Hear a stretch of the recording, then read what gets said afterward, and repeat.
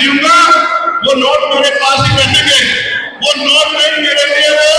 उन गरीबों का आशीर्वाद है मेरे सर पे, जिन्होंने हम लोगों को धोखा किया। मेरे प्यारे भाइयों साथियों, जय भीम के उद्घोष से पूरा स्टेडियम गूंज उठा है। 4 जगह पर मुझे वोट मिलने से सम्मानित किया गया। मैंने उनकी भावनाओं का ध्यान रखते हुए वो वोट पैदल तो ले लिए, लेकिन आपको याद होगा मैंने हाथरस की घटना के बाद हमारे दिल्ली के लीडर सब लोग जानते हैं, ये संकल्प लिया था कि जब तक इस देश में हमारा राजकाज नहीं आएगा, बहुजन समाज के लोग इज्जत की जिंदगी नहीं हासिल करेंगे, तब तक मैं किसी भी तरह की माला नहीं पहनूंगा, चाहे नोटों की हो, चाहे फूलों की हो, चाहे कागजों की हो, कैसी भी माला हो। आज जब मैं यहाँ जाता हूँ प्रदेश भर में, तो माला लेकर स्वागत करते हुए आपसे भी हाथ जोड़ के कहता हूँ कि मैं माला नहीं पहनता हूँ। जब मैं नदी का चुनाव लड़ने गया तो वहां से लोग भी माला लेके आते थे, मैं तो कहता था मैं माला नहीं पहनता हूँ, तो वो कहते चुनाव जीतने के बाद पहनाएंगे। तो मैंने कहा कि मैं चुनाव जीतने के लिए उसके बाद भी नहीं पहनूंगा, क्योंकि मेरे चुनाव जीतने से बहुजन समाज की गरीबी बेबसी नाकाम नहीं खत्म हो। हम लोग भी माला पहनना चाहते हैं, वो दिन भी आए, लेकिन वो तभी आएगा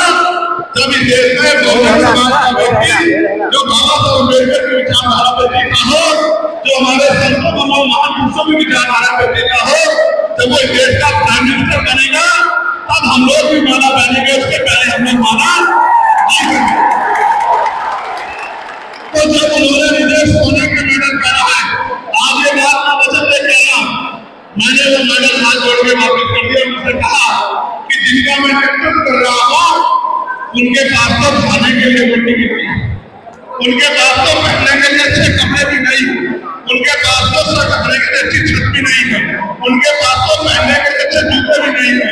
उनकी बच्चों के पास तो इज्जत की जिंदगी का लगने के लिए अच्छे कपड़े नहीं है। अगर उनका नेता सोने का मेडल पहन के घूमेगा, सोने की अंगूठियां पहन के घूमेगा, तो उनके मन में यह पीड़ा ना पैदा हो जाए कि अब ये हमारा नेता नहीं रहा है, तो मैं इन मेडल को नहीं ले सकता, मैंने वापस कर दिए। आज मैं आपसे कह रहा हूं, जिस दिन आपने देख लिया कि चंद्रशेखर आजाद सोने की चैन पहन के, गले में सोने की चैन पहन के, मेडल पहन के, सोने की घड़ी पहन के, सोने की अंगूठी पहन के घूमने लगा है, आप समझ लेना आपका नेता बिक गया है, वो आपका नेता नहीं रहा।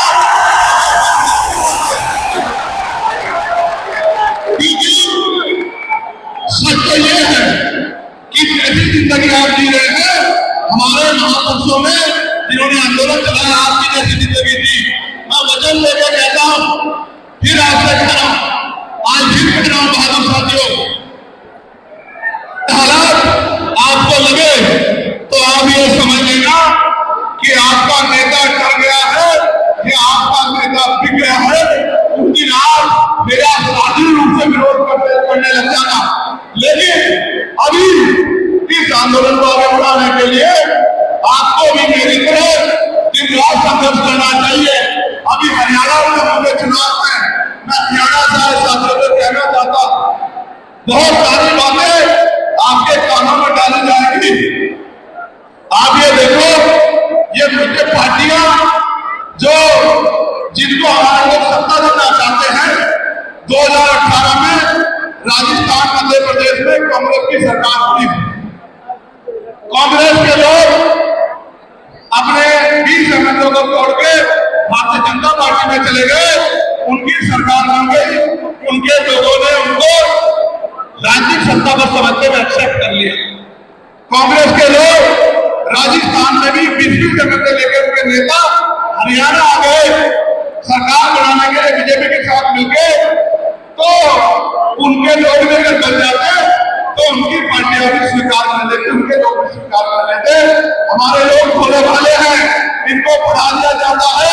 कि वो फलानी पार्टी है, वो उनकी पार्टी है। जब तक राजनीतिक ताकत आपके हाथ में नहीं होगी, आपसे भी खराब, जब तक राजनीतिक ताकत आपके हाथ में नहीं होगी, कांग्रेस सत्ता में बीजेपी आपकी जिंदगी बदलने वाली नहीं, आप लोग बात पे आते हैं, आपके लोगों की जिंदगी बदलने वाली नहीं। अगर ये दल इतने अच्छे होते, अगर ये दल इतने अच्छे होते तो आप ये बताओ कि ये अगर इतने अच्छे होते तो बाबा साहब अम्बेडकर को पार्टी क्यों बनानी पड़ती? अगर ये दल इतने अच्छे होते, आपकी मांगों के लिए लड़ रहे होते, आपकी समस्याओं के लिए लड़ रहे होते, तो बाबा साहब अम्बेडकर को अपने चाचे बच्चे को मार क्यों कर देते?